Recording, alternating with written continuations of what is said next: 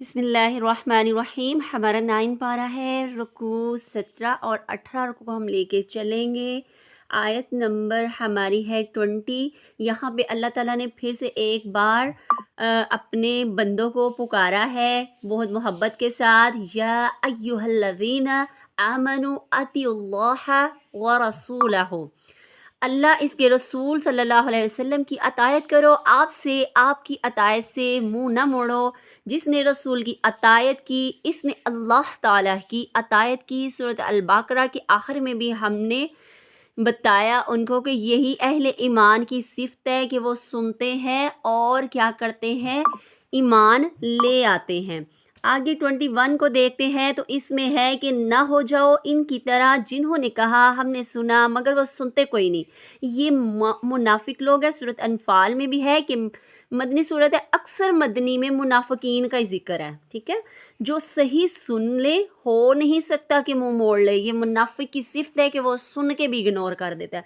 22 में जितने भी ज़मीन में चलते रेंगते बदतरीन वो है जो सुनता न, जो नहीं सुनता भी नहीं है, बहरा है, गूंगा है। मुराद हक की बात नहीं सुनता, न ज़ुबान से वैसी बात कहते हैं जिसके सुनने से उनके अंदर की वो जो बदहाली है ना वो ख़त्म हो जाए। बदतरीन जानवर की तरह इनकी मिसाल दी गई है। ठीक है, आगे 23 में भी अगर अल्लाह इनमें कोई भलाई पाता ज़रूर सुनवा देता इनको। इनको अगर ज़बरदस्ती सुना भी देता तो वो फिर भी मुंह मोड़ जाते। इसलिए अमल ना बदला तो सुना ही नहीं। अक्ल ही काम नहीं करती ऐसे लोगों की जो गौर से सुनते नहीं हैं। आगे 24 आयत, ए लोगो जो ईमान लाए हो, ख़ास खिताब यानी मान लिया तो हुक्म मानो। ठीक है, जवाब दो जब आप सल्लल्लाहु अलैहि वसल्लम पुकारते हैं तो तुमको इसकी तरफ जो ज़िंदगी बख्शी है तुमको, हर वो चीज़ जिसकी तरफ वो दावत देते हैं। यानी पहला क्या है, ईमान की दावत होती है, दूसरा किताब की दावत होती है। सूरत अल-इनाम में है 122 में, ईमान की दावत दिलों के लिए सुकून का सबब है। इल्म हासिल कर लो, अल्लाह आदमी के दिल के दरमियान हायल हो जाता है। मुराद बंदा इरादा करता है, फिर एक मुद्दत मोहलत दी जाती है, तो जब वो फ़ायदा ना उठाए तो वक्त निकल जाता है। अच्छे लोग कुरान सुनते हैं, इस पर अमल करते हैं और अमल करने के लिए वो क्या करते हैं, बेचैन रहते हैं। 25 में देखते हैं कि इंसान जब अल्लाह की नेमतों से फ़ायदा नहीं उठाता तो एक दिन सब ख़त्म हो जाता है। बचो इस अज़ाब से, अगर लोगों अपने साथ दूसरों की इस्लाह नहीं करता तो खुद मुश्किल में पड़ जाता है, फना हो जाता है। गुनाह पर न रुकता है तो न रोकता है, इसका ही शिकार खुद ही वो बन जाता है। मुसलमान खुद गर्ज नहीं होता, वो क्या करता है, वो अल्लाह की अतायत व फर्मा बरदारी में सबकत ले जाता है। और यही हमारे रवैये भी होने चाहिए। फिर से 27 में अल्लाह ताला ने एक बार से फिर से ईमान वालों को पुकारा है, ए वो लोगों जो ईमान लाए हो, ख़यानत ना करो। अल्लाह रसूल से अपनी इमानतों में ख़यानत ना करने का हुक्म है। अल्लाह की फ़राइज़ में कमी ना करो, मसलन नमाज अच्छे तरीके से पढ़ो, नमाज की चोरी ना करो, बदतरीन चोरी है वो। वज़ू में ख़यानत ना करो, बाल बराबर भी खुश्क ना रह जाए, ज़कात पूरी अदा करो। रसूल अल्लाह सल्लल्लाहु अलैहि वसल्लम से ख़यानत, आपकी सुन्नत की पैरवी ना करना, कमी करना, आपस की ख़यानत, हकूक़ अदा न करना, वफ़ा न करना, हर साहिब हक़ को उसका हक़ अदा न, गुफ्तगू में ख़यानत, धोखे में ख़यानत की एक सिफ़त, इसका ईमान जिसको अमानत का पास नहीं उसको अमानत का, जिसको ईमान का पास नहीं उसको ईमानत का पास नहीं, इसको ईमानत का पास नहीं उसको ईमान का पास नहीं है। ठीक है, नेक्स्ट रुकू की तरफ चलते हैं। 70 आए रुकू 18 रुकू की तरफ।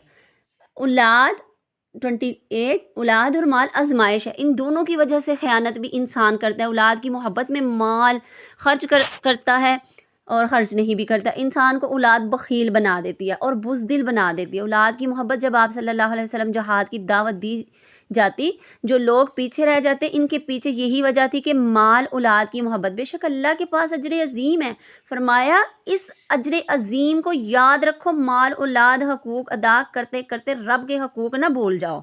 आगे 29 आयत में देखते हैं कि लोगों जो ईमान लाए हो, हम अगर तुम अल्लाह से डरोगे वो बना देगा तुम्हें फुरकान, हक़ व बातिल में फ़र्क جو اللہ سے ڈرے گا وہ مدد اس کے راستے میں کھول دے گا، ان کے دلوں کے اندر میزان پیدا کر دے گا۔ دوسرا برائیاں مٹا دے گا تمہاری۔ تیسرا عیب ڈھانپ دے گا، قیامت کے دن رسوا نہ کرے گا۔ یہ بڑی کامیابی ہے لیکن تقوی والوں کے لیے۔ 30 آپ کی ہجرت سے پہلے آپ کے ساتھ جو معاملات ہو رہے تھے قریش کی طرف سے، اس کا ذکر آیا ہے۔ آپ کو قید کر کے یا قتل کر کے یا مکہ سے نکال دے، یہ تدبیریں چل رہی تھی وہاں پہ، ٹھیک ہے۔ آپ صلی اللہ علیہ وسلم کے قتل کی سازشیں، جلا وطنی کی سازشیں، اللہ تعالیٰ نے آپ کو بچا لیا۔ آپ صلی اللہ علیہ وسلم نے حضرت علی کو اپنے بستر پر سلا دیا اور ایک مٹھی ریت ان کی طرف پھینک کر باہر نکل گئے، اور اس دن کچھ بھی نظر نہ آیا۔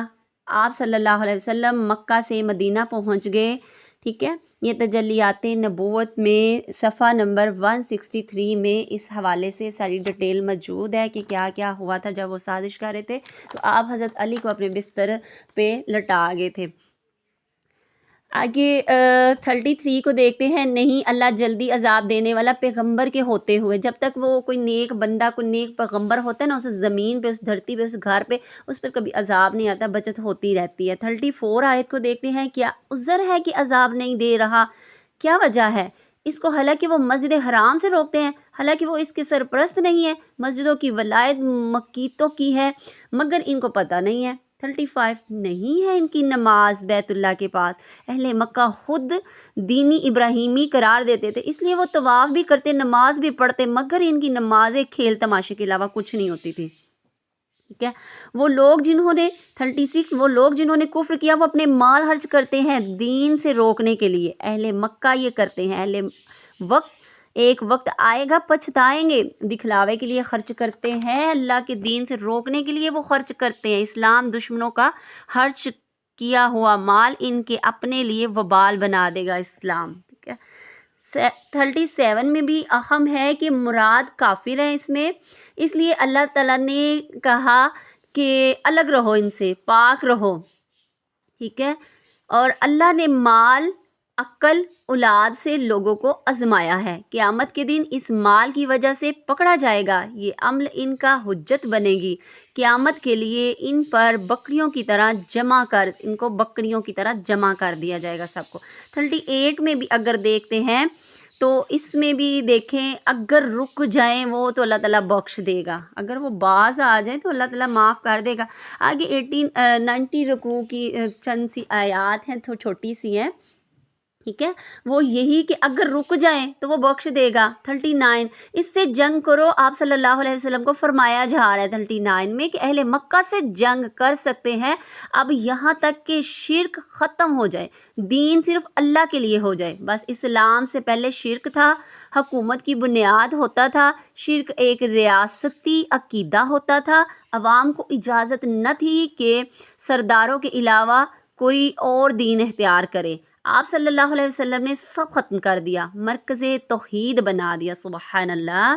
آگے 14 میں ہے، اگر وہ مشرک منہ موڑ جائیں تو جان لو وہ اللہ تمہارا مولا ہے، اور کتنا ہی اچھا مولا، کتنا ہی اچھا مددگار ہے۔ ان اللہ مولاکم ونعم المولا ونعم النصیر۔ آپ نے یہ لاسٹ والی آیت میں سے اس کو لکھنا ہے، نعم المولا ونعم النصیر، اس کو خوش خط کر کے اچھے سے کاٹ بنائیے۔ اللہ تعالیٰ آپ کے لیے، میرے لیے بے حساب آسانیاں پیدا کرے، اور رضا الہی پانے والوں کے رویے آپ نے نوٹ کر لینے ہیں تینوں رکوع کے اندر سے، توبہ کی روش اختیار کرنی ہے، اصلاح کی کوشش کرتے رہنا ہے، اللہ کے احکام سے روگردانی نہیں کرنی۔ اللہ بہترین مددگار اور کارساز ہے۔ تو ہمارے کرنے کے کیا کام ہے؟ اسلام سے پہلے شرک تھا، تو آج بھی دیکھ لینا آپ، تو اللہ تعالیٰ مجھے اور آپ کو اس شرک سے بچائے، آمین۔